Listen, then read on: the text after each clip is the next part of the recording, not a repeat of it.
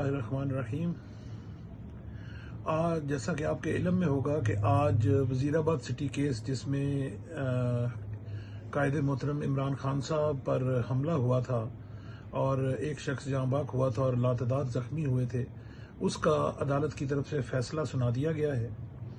میں اس میں جو مین ملزم تھا اس کو 2 مرتبہ عمر قید کی سزا ہوئی ہے اور اس کے علاوہ زخمی کرنے کے الزام میں بھی اس کو 10 سال کی کافی مرتبہ سزا ہوئی ہے۔ میں کچھ حقائق آپ کے سامنے لانا چاہتا ہوں۔ دراصل مقدمے کا فیصلہ عمران خان صاحب اور دیگر ہمارے جو قائدین تھے، جو گواہان تھے اس مقدمے کے اور زخمی تھے، ان کی کسی بھی طرح کے بیان کے بغیر کیا گیا ہے۔ ہم نے ایک درخواست دی تھی کہ ہمارے مین جو گواہ ہیں عمران خان صاحب وہ جیل میں ہیں، لہذا ہمیں جیل میں جا کر ان سے ملنے اور ان کا بیان کروانے کی اجازت دی جائے۔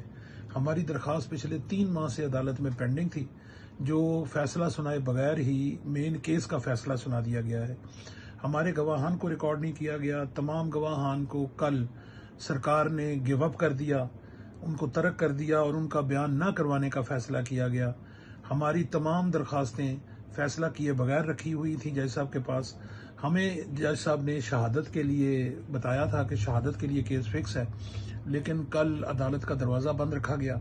کل سارا دن دروازے میں سے کسی کو اندر جانے کی اجازت نہیں دی گئی اور کل سے تاریخ آج پر ڈال کر آج بھی سارا دن کورٹ کو لاک رکھا گیا اور اچانک سے فیصلہ سنا دیا گیا، جس میں ہمیں کارروائی میں حصہ لینے کی بھی اجازت نہیں ملی۔ اس سے پہلے وہ ہمیں اجازت دیتے رہے ہیں، لیکن پچھلے کچھ دنوں سے انہوں نے ہمیں کارروائی میں اجازت نہیں دی شامل ہونے کی۔ ہمارے گواہان کا اس طرح سے مسترد کیا جانا، اس طرح سے ان کو ترک کیا جانا، اور خاص طور پہ ایسی صورتحال میں کہ جب ہماری ایک درخواست جس میں ہمارے اصل موقف ہے کہ ہمارے ساتھ کیا ہوا اور ہمارے گواہان کیا بیان دینا چاہتے ہیں، وہ لاہور ہائی کورٹ میں زیر سماعت ہے، اس درخواست کی سماعت کا فیصلہ ہونے کا بھی انتظار نہیں کیا گیا اور عدالت نے فیصلہ سنا دیا۔ میں یہ تمام حقائق اس لیے بیان کر رہا ہوں کہ فیئر ٹرائل ہمارے آئین کے تحت ہر شہری کا حق ہے۔